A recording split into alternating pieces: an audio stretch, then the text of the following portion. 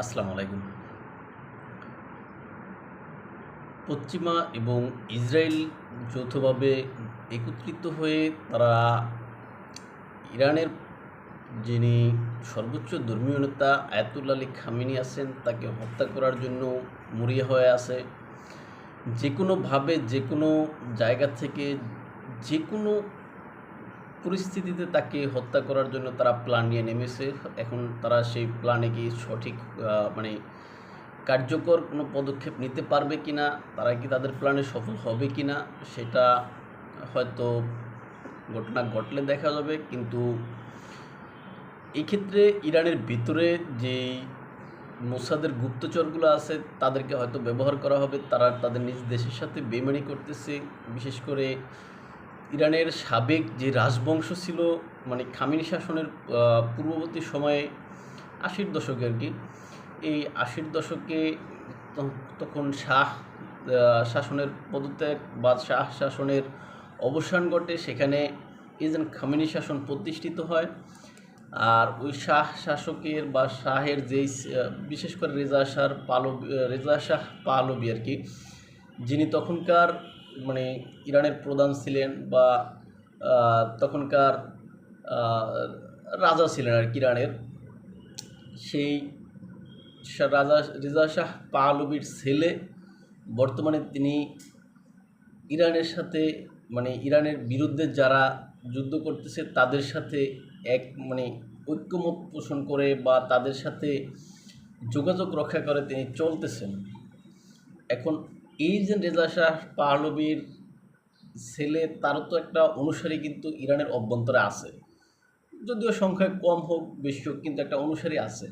এখন এই অনুসারীরা যদি নিজ দেশের বিপক্ষে ইসরায়েলের সাথে হাত মেলায়, আর ইরানের সরকার যদি এখন তো আসলে ইসরায়েল নিয়ে পড়ে আছে, ইসরায়েলের দিকে কিন্তু অভ্যন্তরীণ বিষয়টা হয়তো কম গুরুত্ব দিতে পারে, সেই ক্ষেত্রে তারা হয়তো সফল হবে এবং তারা এই যে আয়াতুল্লাহ আলী খামেনি কোথায় আছেন সেই তথ্য যদি ওদের কাছে হস্তান্তর করে, আবার এদিকে স্টারলিংক চালু করে দিয়েছেন ইলন মাস্ক, সেই স্টারলিংক ব্যবহার করে পশ্চিমারা বিশেষ করে ইসরায়েল যদি সেই আপনার আয়াতুল্লাহ আলী খামেনির অবস্থান লক্ষ্য করে যদি কোনো হামলা চালায়, তখন হয়তো বড় ধরনের দুর্ঘটনা ঘটতে পারে। আর অনেকেই একটা প্রশ্ন করেন যে আসলে ইরান এত এত ক্ষেপণাস্ত্র নিক্ষেপ করে, মিসাইল নিক্ষেপ করে, কিন্তু ইসরায়েলের হতাহতের পরিমাণ কম কেন, ইসরায়েলের ক্ষতির পরিমাণ কম কেন? আমি তাদেরকে উদ্দেশ্য করে বলবো, ভাই, ইরান যেই সমস্ত অস্ত্রগুলো ব্যবহার করে ইরানের নিজস্ব প্রযুক্তির তৈরি। ইরান যতটুকু পরিমাণ সামর্থ্য আছে ততটুকু পরিমাণে তারা এখানে নিজেদের সকল কিছু দ্বারা উৎপন্ন করছে। এখান থেকে পশ্চিমা আর ইসরায়েল যে সমস্ত অস্ত্রগুলো ব্যবহার করে ওই সমস্ত অস্ত্রগুলো অত্যাধুনিক প্রযুক্তির, বিশেষ করে ইউরোপ আমেরিকার তৈরি যে সমস্ত অস্ত্রগুলো, লেটেস্ট প্রযুক্তির অস্ত্রগুলো আছে ওইগুলা। এখন ইরানের হচ্ছে যা অ্যানালগ প্রযুক্তির যে সমস্ত অস্ত্র আছে, আর ইসরায়েলের হচ্ছে গিয়ে লেটেস্ট প্রযুক্তির অস্ত্র। এখন এই জন্য ইরানেরটার কার্যকর কম থাকে, ইসরায়েলেরটার কার্যক্রম বেশি থাকে। আর বিশেষ করে ইরানের আকাশ প্রতিরক্ষা ব্যবস্থা অতটা বেশি স্ট্রং না। আর ইসরায়েলের আকাশ প্রতিরক্ষা ব্যবস্থা বলা হচ্ছে যে বিশ্বের সবচেয়ে সুরক্ষিত মানে আকাশ প্রতিরক্ষা ব্যবস্থা ইসরায়েলের।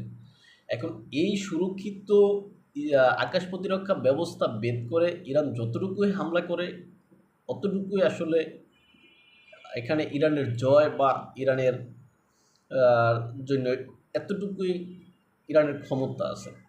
এখন ইরানের বেশি ক্ষয়ক্ষতি করার দরকার নেই, যতটুকু ইরান করতেছে তাতেই আসলে ইরানের জনগণ, বিশ্বের অন্যান্য দেশ, নির্যাতিত দেশগুলো সবাই খুশি। আপনি দেখবেন যখন ইরান থেকে মানে মিসাইলের ঝাঁক নিক্ষেপ করা হয় তখন গাজাবাসীরা আনন্দ উদযাপন করে ইসরায়েলের এই ধ্বংস দেখে। অর্থাৎ নির্যাতিত জনগণগুলা, নির্যাতিত মানুষগুলা, হ্যাঁ, এই যে ইসরায়েলের ধ্বংস দেখে বা ইসরায়েলের ক্ষতি দেখে তারা আনন্দ পায়। সুতরাং এতেই মানুষের বা মুসলিম বিশ্বের বা সাধারণ মানুষের, নির্যাতিত মানুষের মনে শান্তি। তা ইরান তার যতটুকু সামর্থ্য আছে নিজস্ব প্রযুক্তির অতটুকু দিয়ে এগোচ্ছে। গতকাল রাতে আমরা লাইভে বলেছি যে আমরা বিভিন্ন সোর্স থেকে যতটুকু খবর পেয়েছি চীন রাশিয়া নাকি ইরানের পক্ষ নিচ্ছে, আসলে এটা কতটুকু সঠিক ভিত্তি আছে কিনা সেটা আমরাও জানি না। এই সেখানকার অবস্থা। আর অন্যান্য বিষয়গুলো তো আমরা গতকালকে রাতে লাইভে বলেছি যে বিভিন্ন স্থাপনার হামলাগুলা ইরানও হামলা করছে, ইসরায়েলও হামলা করছে, সেই লাইভটা আপনারা দেখতে পারেন। তো ভালো থাকবেন সবাই, দেখাবো অন্য কোনো ভিডিওতে অন্য কোনো বিষয়ে। আমাদেরকে ফলো করতে চাইলে ইউটিউব এবং ফেসবুকে স্বপ্নচারের কথা নামে এবং ইনস্টাগ্রাম ও টিকটক এনায়েত হোসেন নামে। আসসালামু আলাইকুম।